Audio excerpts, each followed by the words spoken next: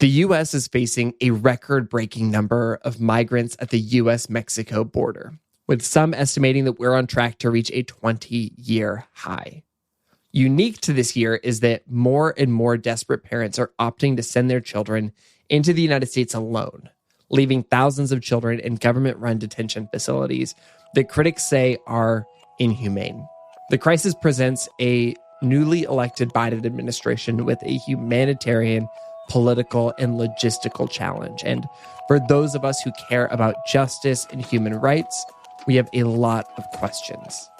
Today's guest is here to provide valuable context to this conversation.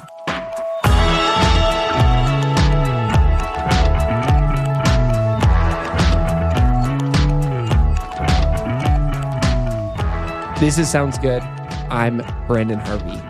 We know our community and our team wanted to learn more about what's happening at the border. So we invited expert and friend of the podcast, Yonathan Moya, to be our guide. Yonathan is the executive director of the organization Border Perspective. He grew up on the U.S.-Mexico border, and his family still runs a church just minutes away from one of the busiest entry points at the border. Border Perspective leads service learning trips along the South Texas border to provide opportunities for participants to support local organizations that serve immigrants and to better understand the complexity of immigration on the border.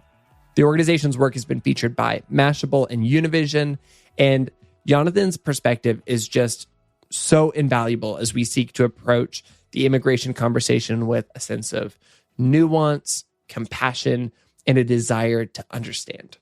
So before we dive in, I want to kind of give some useful background information. As of March 24th, U.S. Customs and Border Patrol agents were holding more than 5,000 unaccompanied children in custody, with another 11,900 children in custody of the Department of Health and Human Services. Journalists have not yet been permitted inside the detention facilities, but lawyers who represent the children and lawmakers who have toured the camps say that they are being held in cramped and overcrowded conditions. Officials are still in the process of scrambling to respond. It's worth noting that this is not the first surge of unaccompanied migrant children to trigger a humanitarian crisis at the border. Similar crises occurred in 2014 under President Barack Obama and in 2018 and 2019 under President Donald Trump. Many of these migrants are coming from Guatemala, Honduras, and El Salvador, which for years have been suffering gang-related violence, government corruption, and some of the highest rates of poverty and violent crime in the world. And the pandemic and two hurricanes late last year have only exacerbated the region's dangerous or unlivable conditions that basically end up forcing many people to leave their countries. So I spoke with Yonathan to try to get a clearer picture of what's happening at the border, to better understand what led to the current humanitarian crisis, and how we can take action to support impacted families. Let's dive in.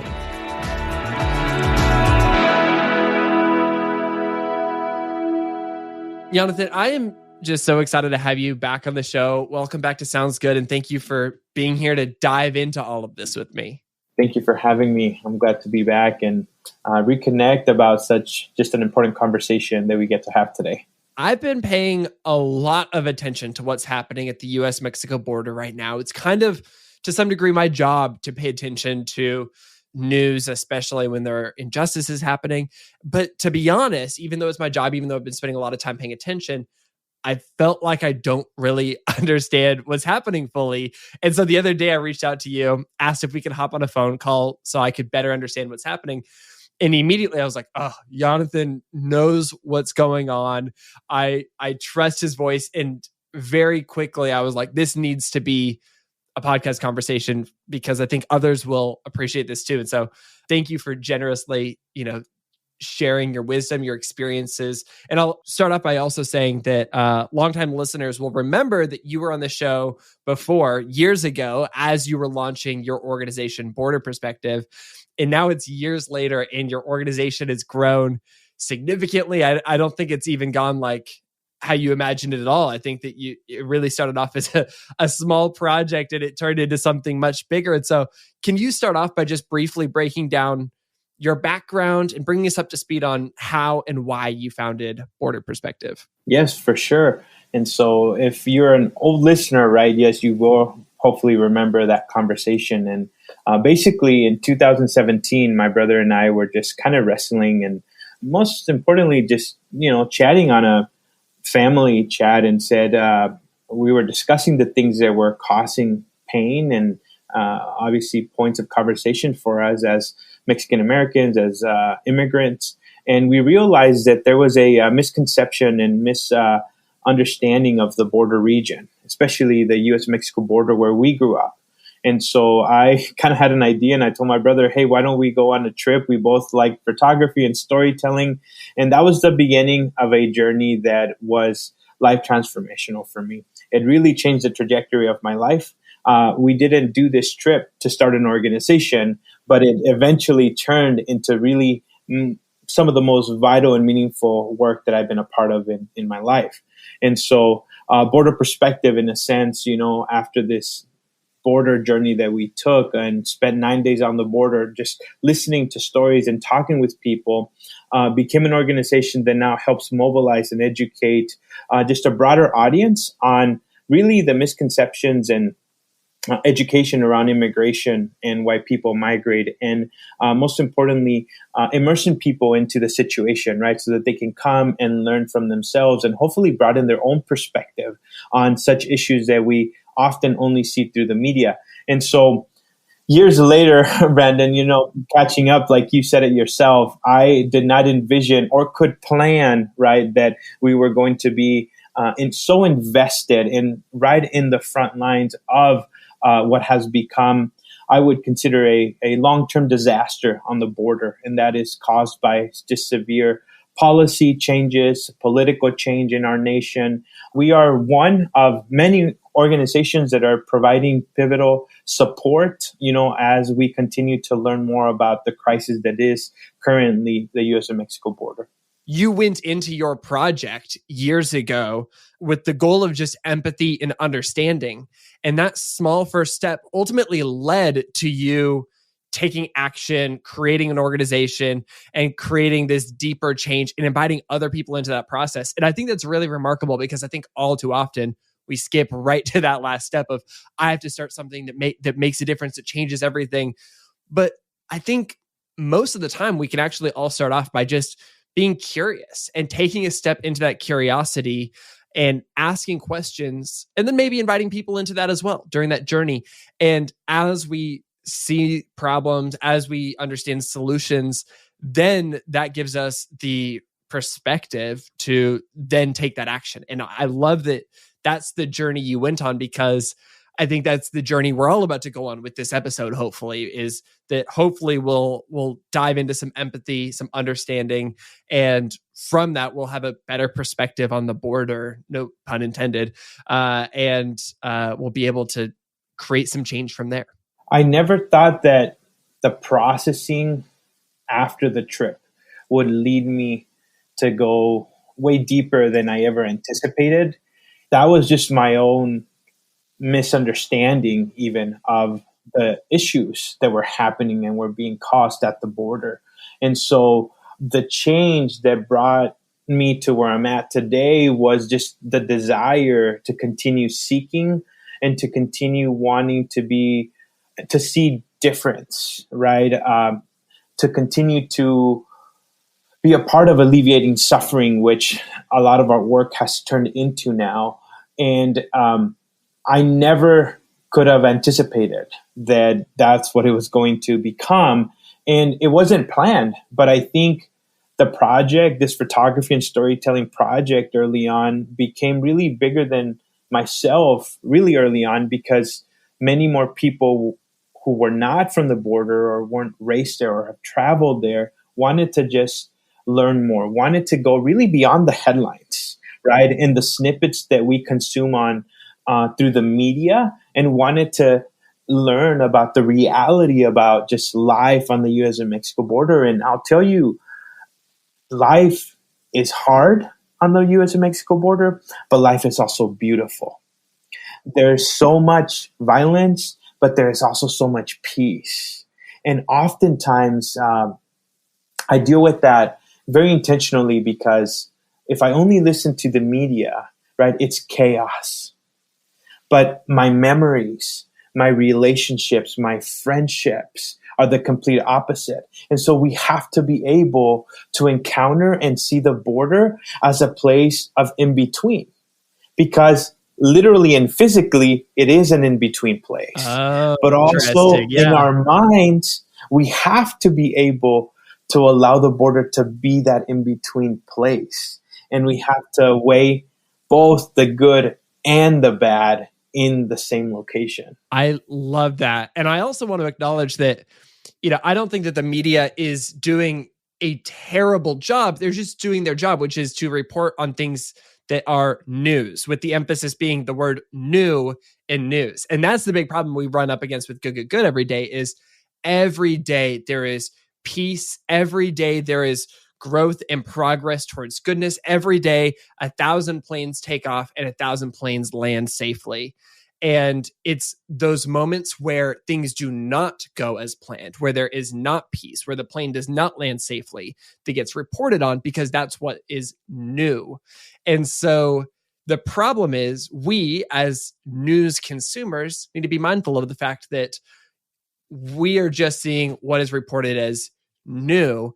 And when things stay status quo, and when the status quo is good, when there is peace and hopefulness as the status quo, that's not going to get reported on. And so we strive to change that to some degree at Good, Good, Good, and hopefully with this conversation.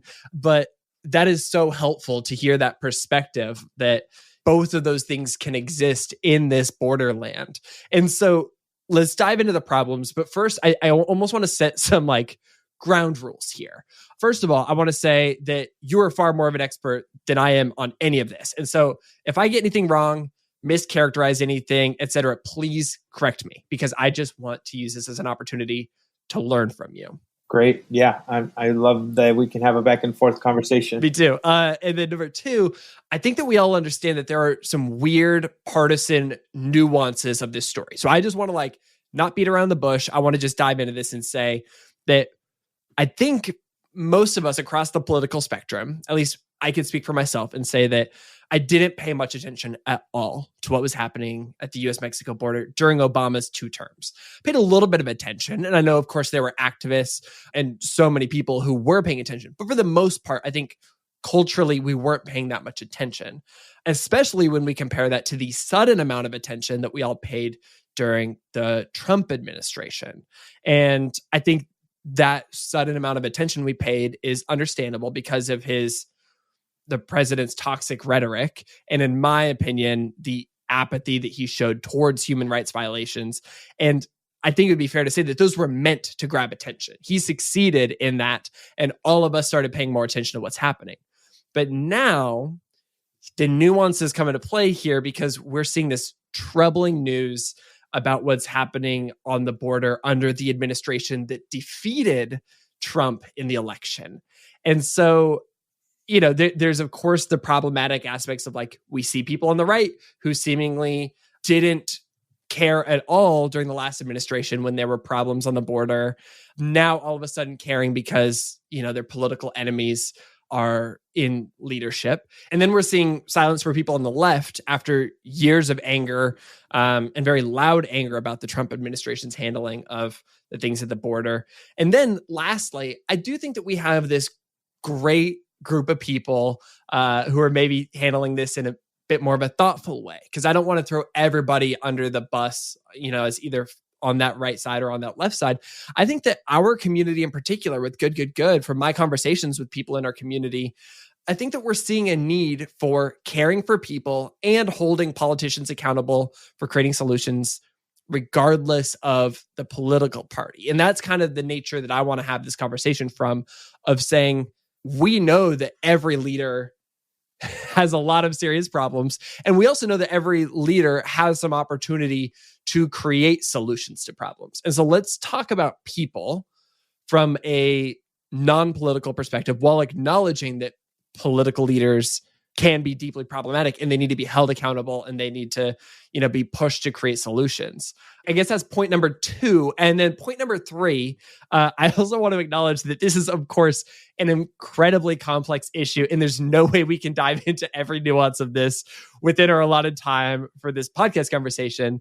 I just want to say we're going to do our best. And hopefully this is a starting point so that we're all more educated. We all have a little bit more empathy and understanding, and we can go out into the world and be a part of solutions, knowing that we know just a little bit more about what's happening at the border. Does all of that sound fair if I characterize this somewhat okay? I love where you're heading with this, because so much of my perspective, and I think the perspective of the border that I am so focused on and really want to highlight, is that political change happens every, political cycle every 4 years.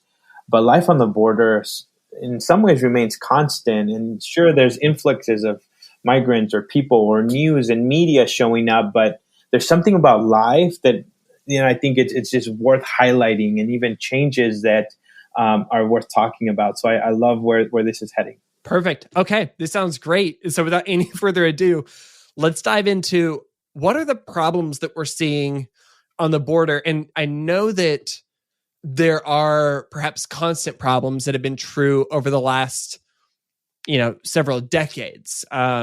But what are kind of some of the new problems that we're seeing and we're kind of having conversations about right now? Living and growing up in the border of South Texas, primarily in the kind of the McAllen, Texas area, migration has always been a part of the conversation. Crossing the border back and forth and having just life be bicultural and binational. It's just a natural form of life. It's embedded into our lifestyle on the border. And so for many people, if you're from the border, that's just life. It's just regular day by day, things that you do. If you're not from the area, then it's intriguing to try and understand that concept, right? And so I recall even just growing up, just the fact that I would have to, in school, only speak English, but at home speak Spanish. Or even our meals were different, right? Like what I ate at school versus what I ate at home. And so it's interesting because migration has always been a part of the border culture. Obviously, not to the point or the numbers that we're seeing lately. But migration and stories of migration and people leaving their country to seek something different, something better, opportunity, safety, refuge has always been a part of the DNA of the border. And so obviously there's many things that I believe are causing the higher numbers now than they had in the past, right? And so for me, everything on the border started to change really after 9/11. I mean, you and I remember 9/11, right? Maybe some of the listeners are still younger, but 9/11 played a significant role on the border because I remember before that happened, security wasn't as intense on the border. Even I recall going back and forth to just shop or eat with my family, and you could just, your word was valued and was truth because if a border patrol officer asked you, are you a U.S. citizen to come back into the U.S. and you said, yes, sir, that was enough. After 9/11 and after the terrorist attacks, that changed.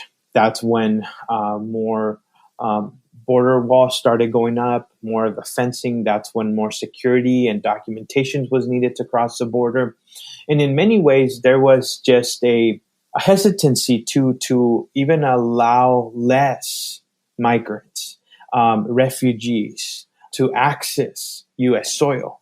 And so those, I believe that 9/11 really caused and was the beginning of what we're even seeing now, right? I think there's just a certain prejudice against immigrants and refugees, but it just didn't start in this last political cycle. I think we have to look at the decade-long, right, understanding and even just like how we view these historical events and how they shaped our culture, how they shape our minds, and even how they are shaping policy today.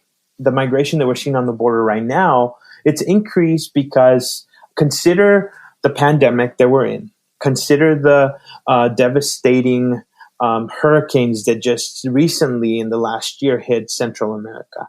Consider just the corruption and the affluence of drug cartel and violence and gangs.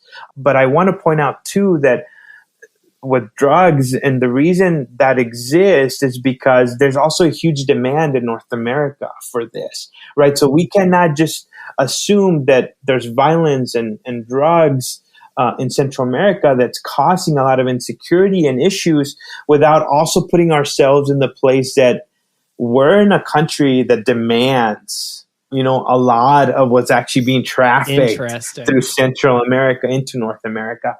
So many of the people that we're seeing are coming from the Northern Triangle countries, right, which is Central America. And they're in many ways escaping a lot of the things that we're talking about. And so there is a really high number of migrants currently coming to the border. These are preliminary numbers for March, but it's estimated that about 170,000 migrants that were taken into custody. And this is the highest monthly total since 2006. Are there similar spikes that have happened in past years, or is this really a very unique spike? Yeah, so there are, the spikes have come, they came during the Trump presidency as well. 2018 and 19, we see similar spikes. What is different this last month is the amount of unaccompanied minors. It's estimated that there's about 19,000 minors, unaccompanied minors that are actually, in custody of the U.S. government currently. And so that has been different. That's been a huge spike compared to other years. That's super interesting. So what I'm hearing is that one of the key problems that we're facing is that acceptance, whether it's cultural or just like legal numbers wise, of immigrants in the US is at an all-time low, while conditions are in place that basically are leading to a lot of migrants coming to the US at an all-time high. And so we're seeing a combo problem of those two, numbers being on polar opposite ends of the spectrum. And it's worth acknowledging that both of those are happening at the same time, and both of those are problems that are intersecting. Exactly. And I think that's the middle ground, right? Because the border is an in-between place, and so much of the focus is the statistics and the numbers at the border, but we have to unpack and we have to really look outside of the border to try and understand the complexity of these issues. So we look at Central America, we have to look at the root cause, right, that is causing migration, while at the same time we have to look at policy that the United States government is creating and putting in place that eventually leads to the middle ground that is the U.S. and Mexico border. If I was to kind of sum up and almost categorize the problems that we see right now, it seems to me that we have two key problems here. The first problem is that there is a reason that people are fleeing their countries in search of somewhere that they think will be safer. And they are so concerned for their lives, safety, economic security, that they're willing to take the dangerous trip and risk the dangers on that journey and at the final destination in order to reach somewhere safer. So we've got the problems kind of at people's original home.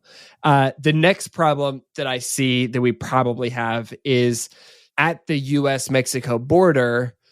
It seems that by policy decisions or by influx or by lack of something, we are just seeing an immense amount of people who need shelter, need court dates, need lawyers, need food, need COVID supplies, that we have an actual crisis just at this actual border, because that's where the bottleneck is. Do those two things sound fair, well represented, like they encompass the whole problem to you? Yeah, I think it's a great starting place. I think to begin to unpack and understand. I think that there's many more steps and layers that can be addressed beyond that. But I think for the sake of just our conversation, I think it's a good place for us to begin to try and understand. And I know that there's a lot of resources out there that I think can help people as they begin to unpack more of what's really happening. My hope is that maybe by shining a light on these, it'll allow us to dive into the solutions better. And as people are seeing solutions weeks and months from now, we can all understand what problems they're specifically solving and which ones they're not. And knowing that we kind of need a little bit of a multifaceted, multi-layered approach to it. So let's dive into first kind of the deeper problem of why people feel the need to flee their homes and look for a better life. And in this particular conversation, are turning to the United States as their final destination. What are a few of those reasons that people would do that? In some cases, there's a fear of persecution. Persecution, it could be based on race, nationality, oftentimes too political opinions, right? And so we're seeing many cases and stories of the migrants that are currently reaching the borders that are categorized, right, under just the fear of persecution. These would be migrants that are motivated to leave because they face uncertainty, because they are being targeted, because they are facing a different reality that would really put their family or themselves in a very vulnerable condition. Is there like a percentage that you would almost be able to give to that? Or is that a hard question? A little bit of a hard question, I would say. And I do not have an exact number, but when you look at just from a developmental perspective, right, like just the conditions, economical conditions that most of these countries are in, they're very low on the development scale. And so then you throw violence and crime into all of this, right? And you throw corruption, and you throw in just the insecurity and the organized crime. Then, there's things that you can tangibly measure, but then there's also things like natural disasters that no country can really prepare for, right? And then all of a sudden becomes a crisis, and then that causes people to want to look for a different place. And I think it's also worth mentioning, along with natural disasters, that we're seeing an increase in natural disasters, and all the evidence points to that being caused by man-made climate change.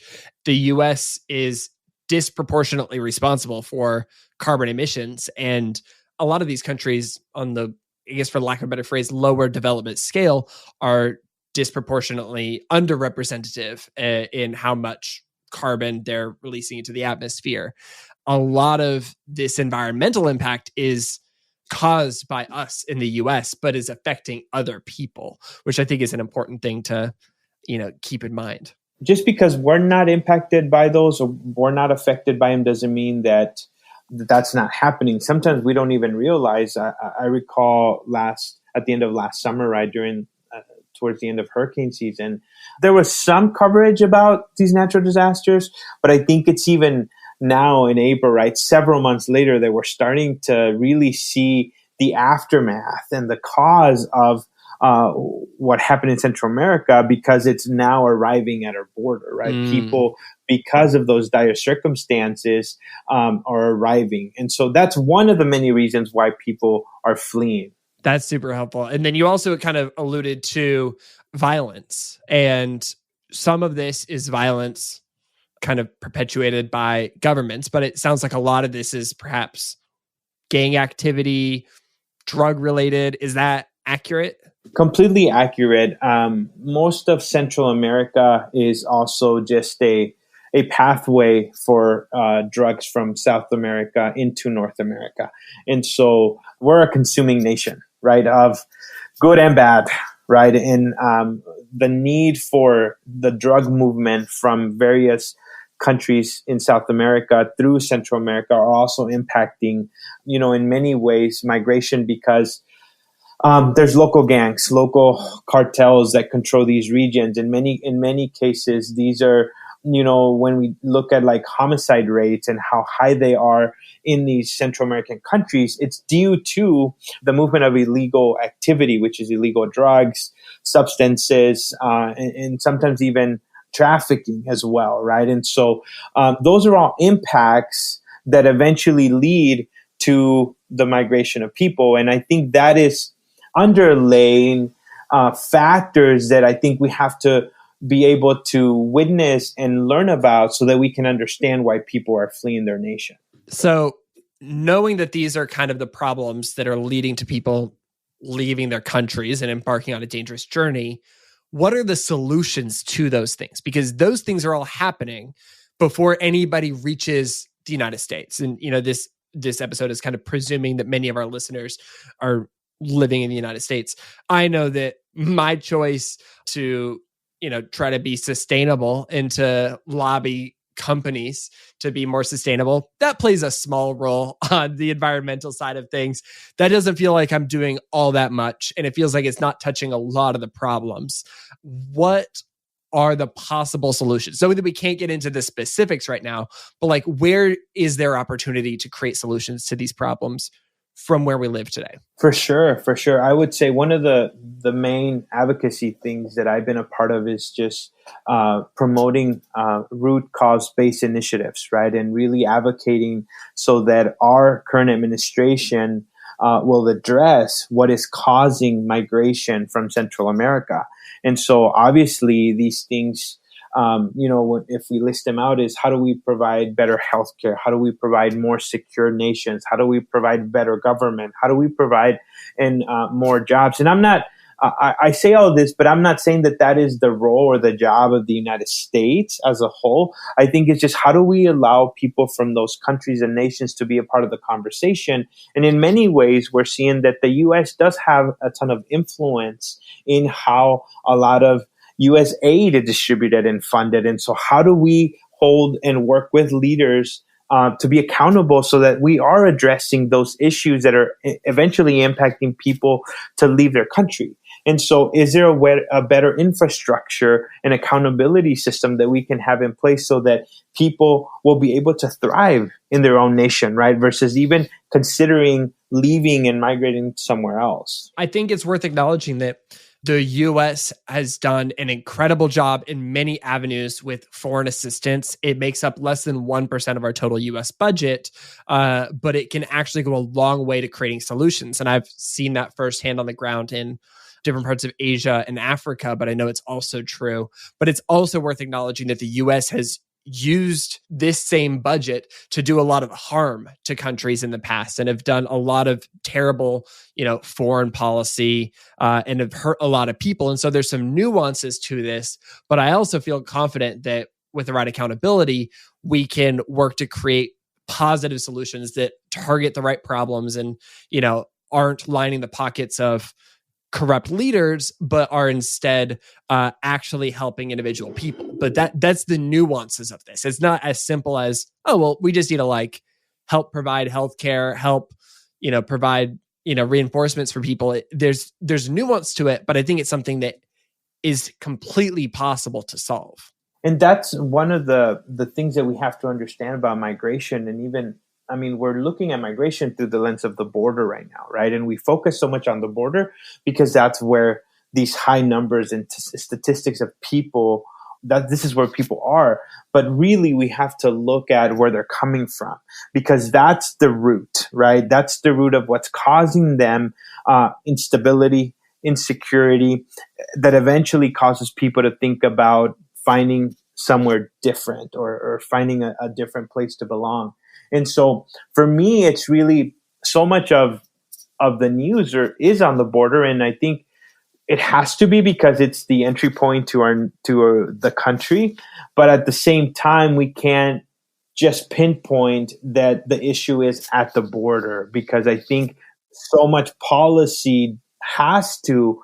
And I think this is where we have to hold our leaders accountable to how do we invest correctly, right? How do we fund correctly initiatives that will help people stay where they live? And like I said, I do not see the U.S. being the fix all, right, to every global problem, but I do see us having massive influence. And we already are a huge founder of all those initiatives in many ways. And so, like you said, corruption, it exists all over the globe, but we have to be able to hold leaders accountable so that this is implemented well.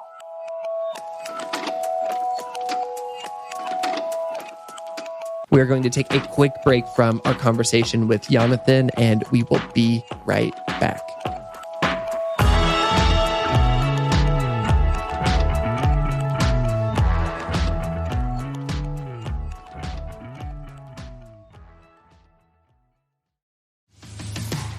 Can you imagine taking peaches, avocados, or plums and throwing away the fruit only to use the pit?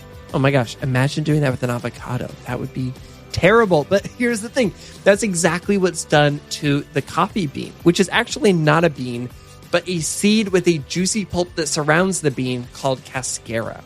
25 billion pounds of green coffee were produced globally last year, but 4 times as much cascara was also produced as a byproduct. Most cascara is literally thrown away, piled into literal mountains in landfills, producing methane gas equivalent to the emissions of 3 million cars each year. But the folks at Riff have a solution to this problem. We love that. They're upcycling this delicious cascara into a carbon-neutral, plant-powered energy drink called Energy Plus. Cascara is an incredible gift of nature. It's delicious, naturally sweet, and naturally caffeinated. They turned it into Riff Energy Plus Immunity, which has 120 milligrams of caffeine, a daily dose of vitamin C, and comes in 3 delicious flavors. You can learn more about Riff's mission and their new Riff Energy Plus Immunity by visiting letsriff.com. And you can also use the code GOODGOODGOOD for 20% off your order. One more time, that's letsriff.com with the code GOODGOODGOOD.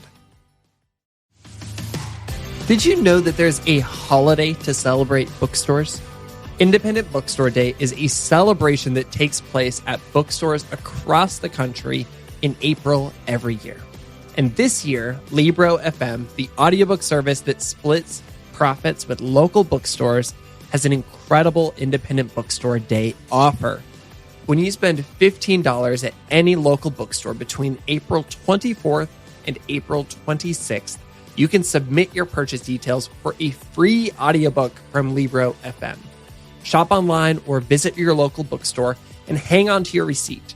As a thank you for supporting bookstores, you'll get to pick an audiobook from 12 choices across a range of genres, including middle grade, YA, romance, true crime, and more.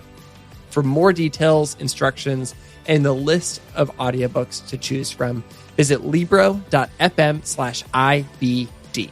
The offer is valid worldwide. Just submit your receipt and choose your audiobook no later than 9 p.m. Eastern Time on Monday, April 26th. And if you're new to Libro FM, as a special offer for Sounds Good listeners, Libro FM is offering 2 audiobooks for the price of 1 with your first month of membership with the code GOOD. All you have to do is visit libro.fm, that's libro.fm, and use the promo code GOOD to get started with 2 audiobooks and to help support the show.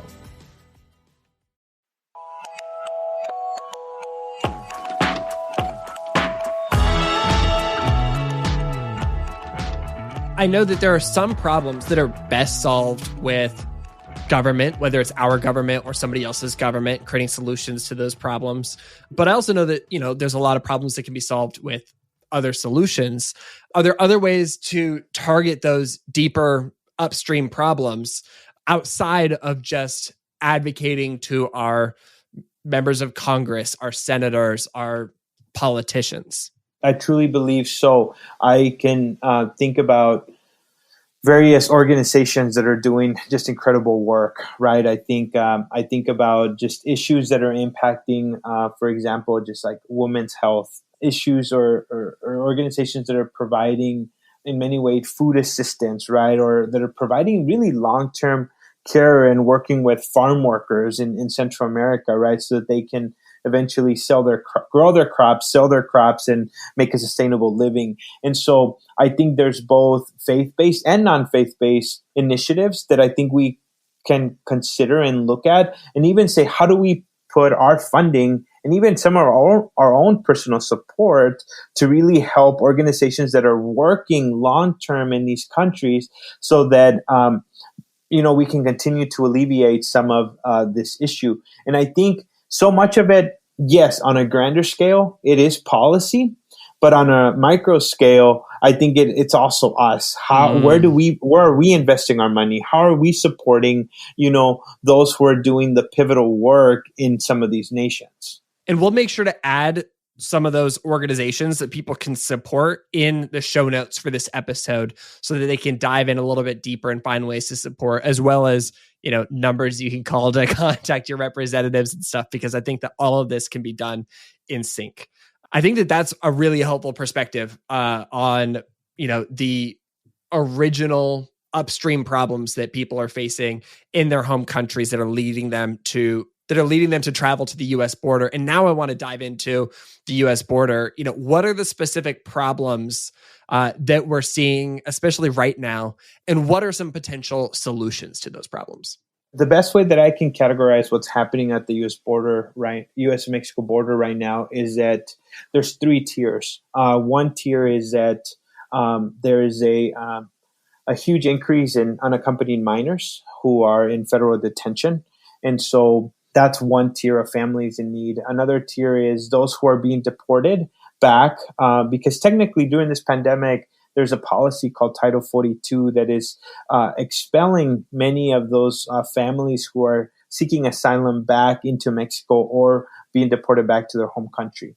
And then there is a small percentage of families, especially those with small children under 7 years old, that are being allowed in, right? And so these families are overwhelming shelters on the U.S. side of the border. And so there's those three categories are in many ways being caused by just the influx of migrants arriving at the border. One of the things that we have to understand is that many of these families and migrants that are arriving at the border, a lot of them are not newly arriving families. We're seeing them as newly entering families into the U.S. because of there was a policy called MPP, or Remain in Mexico, and the Biden administration did away with that right at the beginning. I think about a month into the presidency, and so that actually allowed about 25,000 people that were in this program to now have access to the United States and go into and continue a lawful immigration process. Title 42 and MPP was really, in many ways, preventing people from reaching U.S. soil.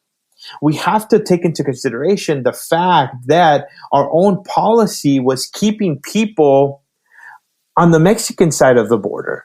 Now that one of these policies is no longer and it doesn't exist, we're seeing that these are some of the families that are coming through, and also newly arriving families. Interesting. So it's essentially like we just weren't seeing the problem because they were 10 miles away from us.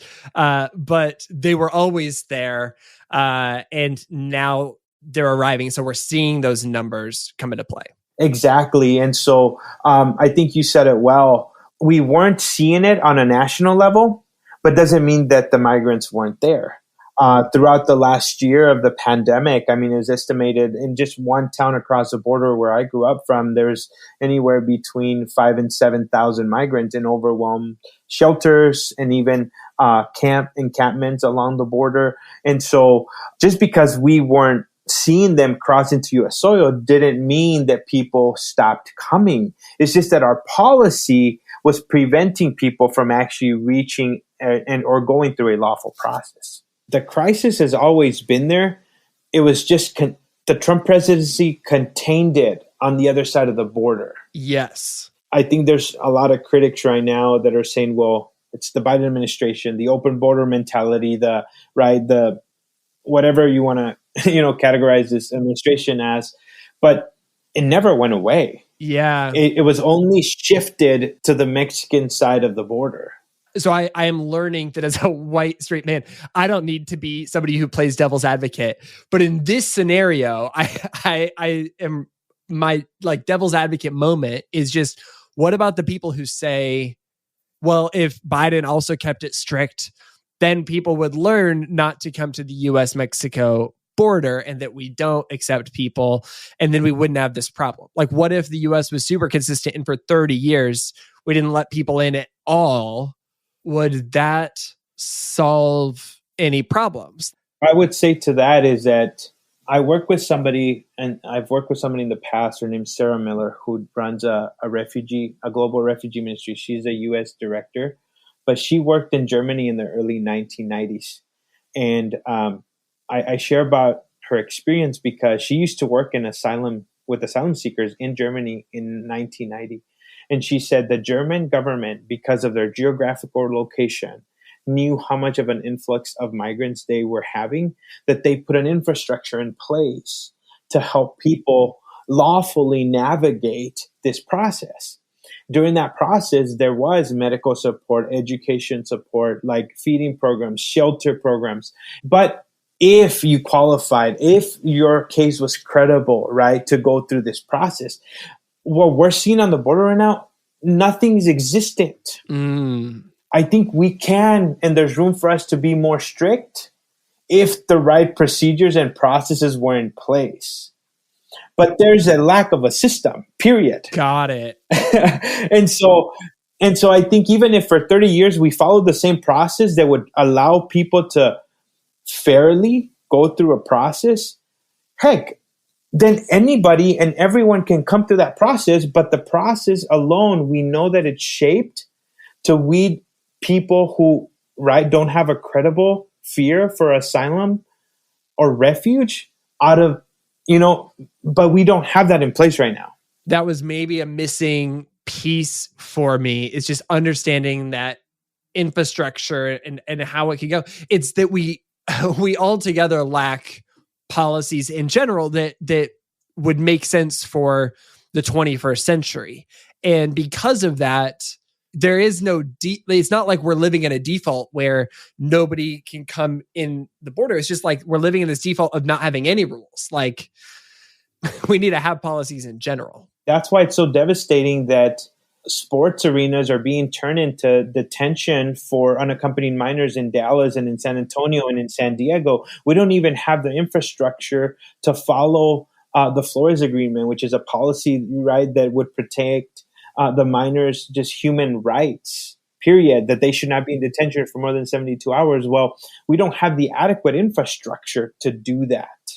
And so I'm not opposed to, and I like to engage in conversations where people have that perspective, because in many ways, once you give me your time, you'll actually see that I maybe agree more with even your perspective. But when you understand the conflict and even the crisis, you'll realize that what the posture or position that you want to take is nearly impossible, because it's like, how do you even begin creating that? Yeah, that is super helpful. It is always helpful when you're thinking about policy to think about, like, what would actually make this policy possible? What would actually allow that? Is this practical? Yeah, that just really helped unlock something in my brain. And I think one of the deeper problems here is probably just that the US has gotten really out of practice in creating solutions to problems. I think that Congress is pretty locked up. There aren't a lot of policies that are being created in general, but based off of US and international law, if you are seeking asylum, you have the opportunity to go through, essentially, for lack of a better word, like the refugee resettlement process. I don't think that's the technical phrase at all. So some people qualify for that. They're reaching the border and they legally should be granted the opportunity to make their case in front of a judge. Some people do not. There's kind of some nuances to that. But regardless of the actual policy situation, I think it would be fair to say that there is a humanitarian necessity to meet people in this situation with compassion, with the minimum resources for people to stay healthy, alive, treated humanely. I know that we could have a whole conversation about the policy side, and I think that we should in the future. But it seems like one of the big problems that we're having right now is just the ability to treat people humanely. Is that accurate? For sure. And I would say that it's because we're dealing with a broken immigration system. And a broken immigration system and policies that in many cases, and as we've seen over the last several years, are placing many families, especially women and kids who are vulnerable and inhumane and dire situations. And so many of these families do have a credible fear. And so something that I like to advocate for and something that I share with people is that I just want people to have a fair process. I want to trust our government system and immigration system enough, right? And this is why I advocate for just, we have to be able to do the hard work so that families who have a credible fear can go through the lawful process and eventually be granted asylum if it's credible, right? And so the system has to allow for that. But our asylum seeking process and system is almost non-existent. And so when you mix that together with an entire broken immigration process, then we're literally just addressing this as a crisis completely. And we're never going to be able to address it long term. And so that's where the path for us to choose has to be the path that is going to help us create a sustainable asylum process that will allow families with a credible fear to go through the lawful process that will eventually they get to present their case, they get to go before a judge, and that judge then, right, through the fair process will be able to dictate kind of what happens next. When we talked on the phone before, you talked about this idea that you've worked for years with other nonprofits in disaster zones, responding to natural disasters. And the thing is, usually you can address that problem, solve the problem, and then, the disaster doesn't come back. But what's happening at the US-Mexico border, you say, is that it's a constant, consistent humanitarian crisis that is just not going away. And we can't just keep on putting a Band-Aid on it. We have to create a systemic change. Part of my experience in the last decade or so has been working in natural disasters areas in Haiti right after the earthquake, after the hurricanes in the Gulf and even tornado relief and, in kind of middle America. And the crisis on the border is different. When you have a natural disaster, you come in, you bring volunteers, you bring resources, and you rebuild. 5 to 8 years later, you have a community back to how it was. Well, at the border, you can't necessarily treat it like a disaster. It's this more just, it's a long-term disaster rather than just the crisis. I think we can categorize of our own making to some degree. Yeah, for sure. Exactly. Because I'll say it again, our broken immigration system and policies is placing people, especially those who are extremely vulnerable and inhumane and dire situations. And when was the last time that we changed our immigration policies? Because it seems to me that Congress hasn't really enacted any significant changes in, dare I say, decades?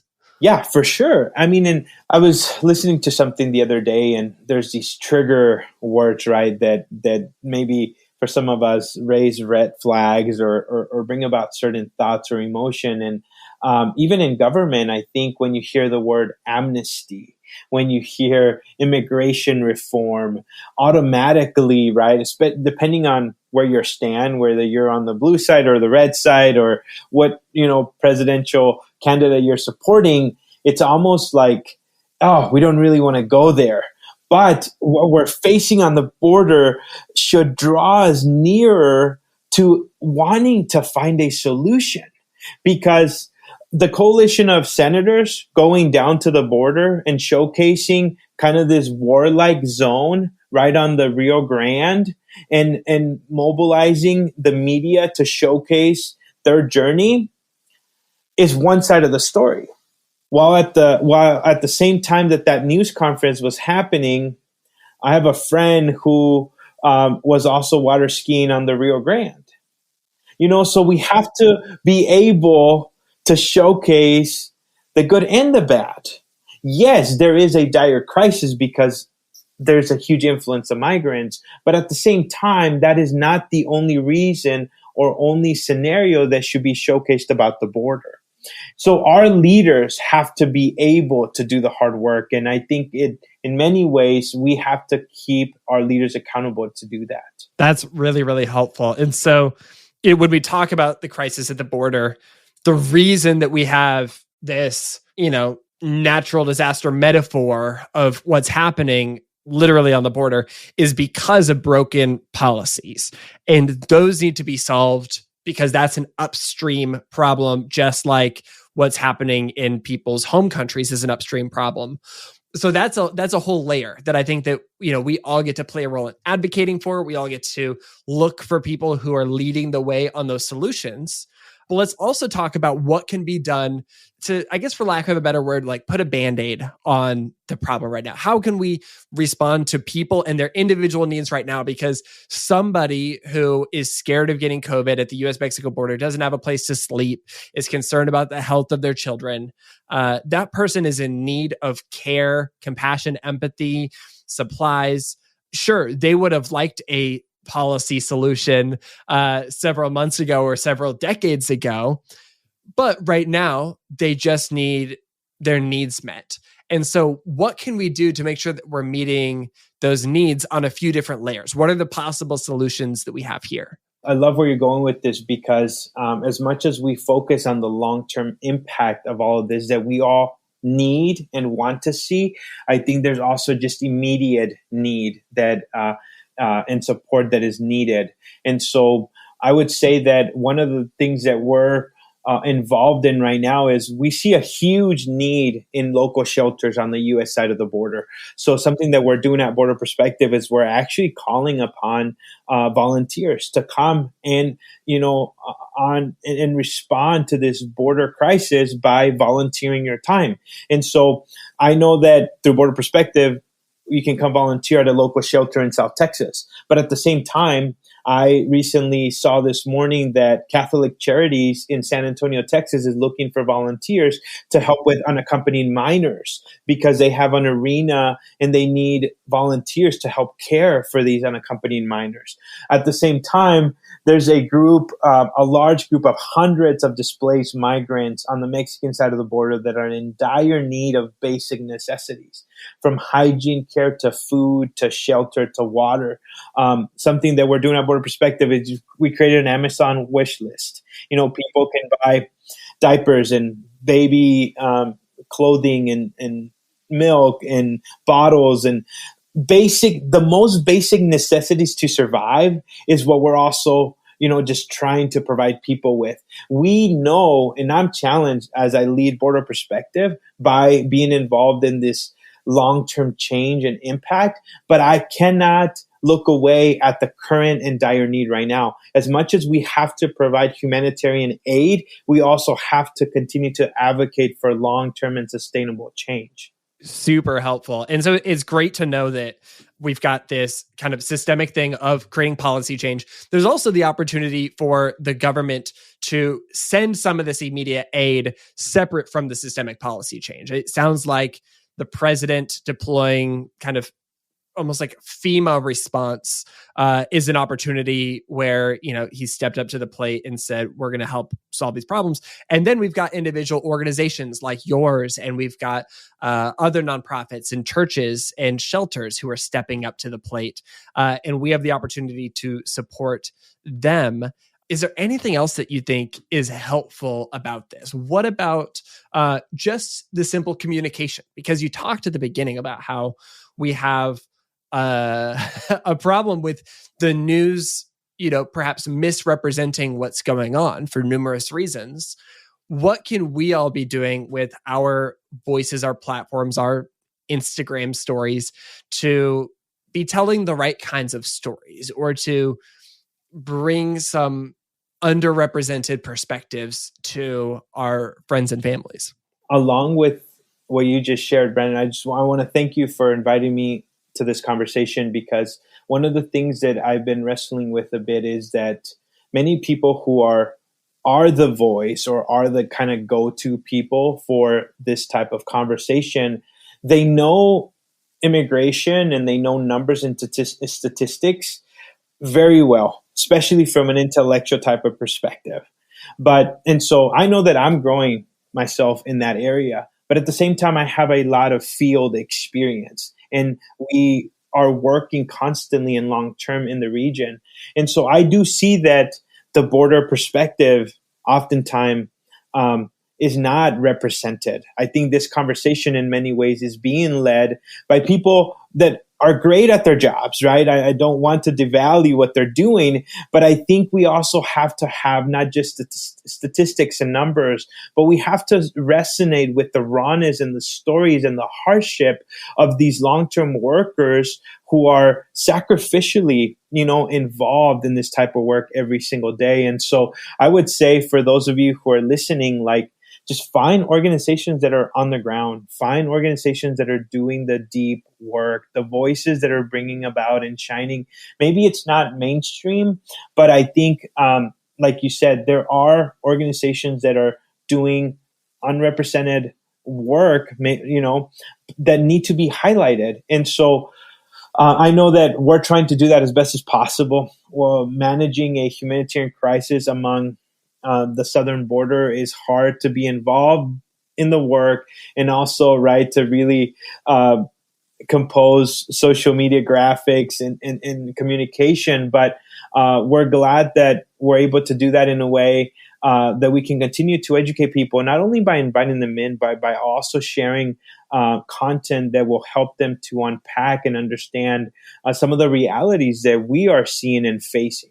As we close up this conversation, I want to just say this has been so helpful for me to understand the kind of nuances of these problems, understanding a few of the layers of what these problems are, some of the solutions. And I think that this is going to allow me in the coming weeks, when I see Instagram posts, when I see nonprofits, when I see activists, when I see policy suggestions and news stories, to be able to understand, where these are applying, how these are going to play a role in creating solutions, and what I can do to be a part of that. And as a reminder, we're going to be putting all of these action steps and possible ways to make a difference in our show notes so that everybody can get involved, make a difference. We'll probably turn this into an Instagram post. And I also just want to say that there's so much more that I'm sure we didn't get to talk about, but hopefully this is a great first step in an ongoing conversation. And Yonathan, I'll ask you, is there anything else that you want to say before we close out? Because you've already just been so generous and helpful with your wisdom and your perspective. Again, thank you so much for this conversation. I think a great way to continue learning is you can follow us at Border Perspective on Instagram or throughout various social media networks. And we're always trying to showcase not only the work that we're a part of, but also share resources that will continue to draw you hopefully deeper into the immigration and border crisis that is currently happening right now, but has been ongoing for us, right, who are continuing to work along the border. And so I would just encourage you to continue to lean in. I think if there's something that's been pivotal about this last year for all of us, is that we all have just a lot of room for growth. And I know that we can't dive into all the things right now. At its time, I think we all have the opportunity to dive in maybe just a little bit deeper. Maybe it's just that one extra book. Maybe it's that one extra podcast. Maybe it's by just giving that one time, right? But I think we can continue to be involved, create change, and be a part of something that is way bigger than all of us. And I think that's my encouragement for everybody. Yonathan, thank you so much for the important work you do and for sharing today. This has been such a great conversation, and I'm so grateful we got to have it. Thank you so much for the opportunity, Branden.